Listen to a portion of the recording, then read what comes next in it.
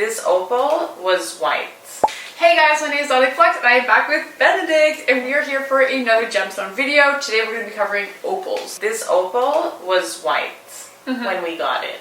It was like very, very white. So there's different reasons. One that is not the case for this, but might be the case for one if you have on a necklace or earrings, it's perfume or lotion or soap.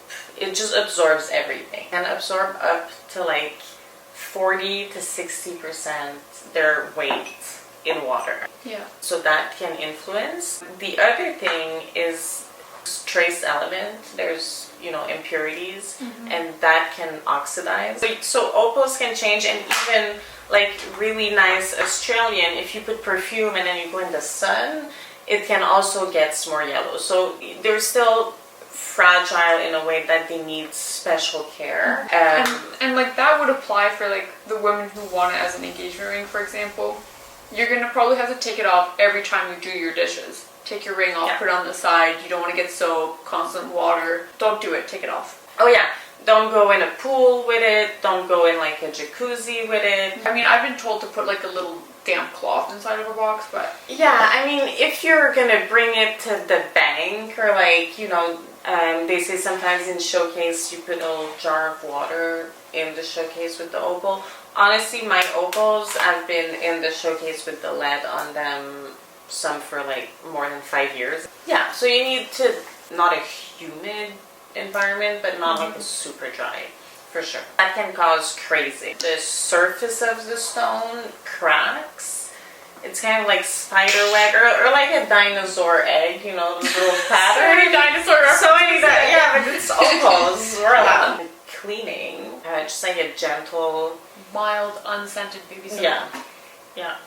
Give a little scrub. I also probably wouldn't wash it super often either. You want to wash kind of like under the gallery, and you don't want to scrub your stone. No steam. Yeah. No ultrasound. Oh no.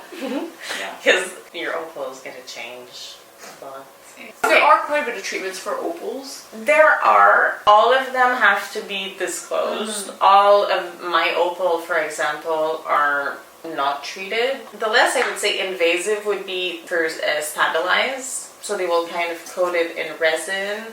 Fine, as long as it's disclosed, as long as you're not paying a lot of money for that, because it's kind of the proof that it's gonna change if it's not stabilized. The other one would be dye. To dye. Usually it's gonna be common opal, because that's it. It absorbs very well everything, including dye.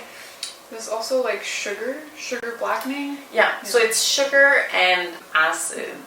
So they kind of dip it in a sugar solution, and then they burn it with acid, and it just becomes black.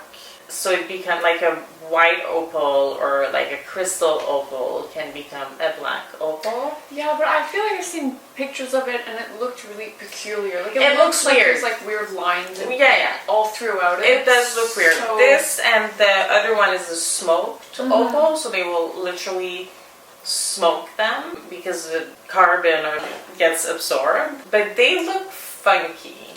Yeah. They look too black, a bit like transparent, because like a black opal is rarely black. It's like dark gray or like bluish. But these are kind of like black all around. They have a weird look. It should be disclosed. For a gemologist, usually you see them and you don't even have to. Oh my god, what is that?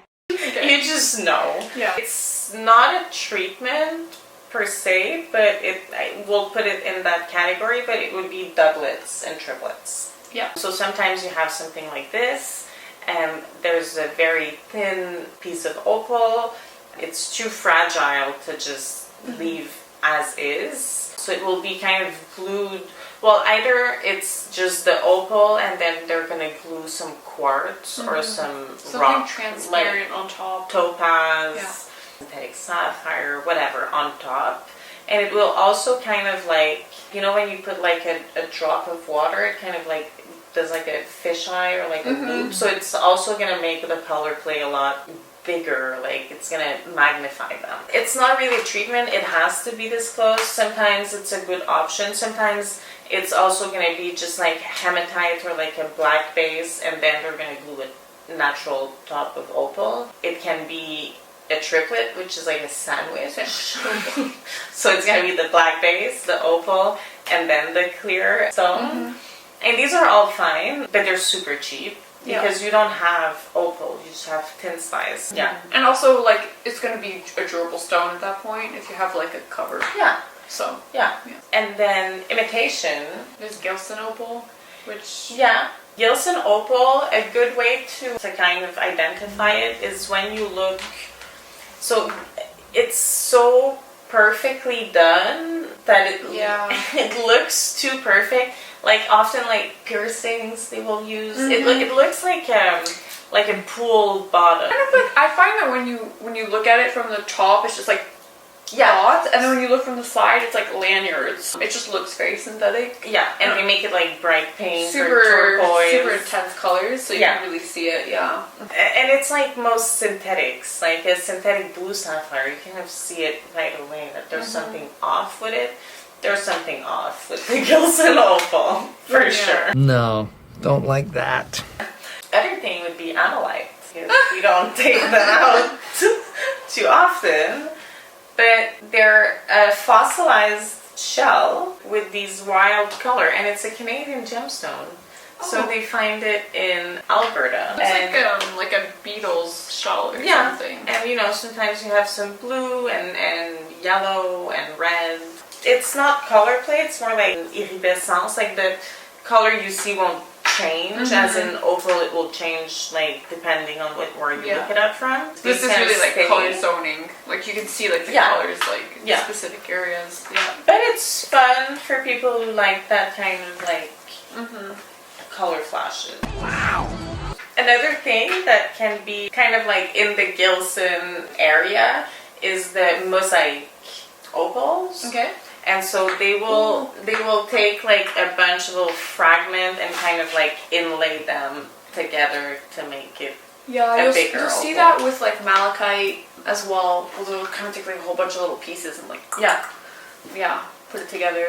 All of these imitation are not. Gilson is super cheap. Mosaic is super cheap. Yeah, and I don't know, like opal is one of those stones that I feel like you can just really tell. Like I don't think you're ever going to be surprised if you bought an imitation opal. Like that would not happen. It looks too fake or too like fairy unicornish. Alright, thank you so much, Benedict. If ever you guys have any questions, comments, you can always put them down below. If you are looking to source an opal, you can always just send me an email. Again, my links are there as well. And of course, if you want more digestible formats, we do have these kind of like short little 1-minute breakdowns on our Instagram, on our TikTok, if it's a little bit easier for you. So thank you again, Benedict. You're welcome. And we will see you next time. Bye!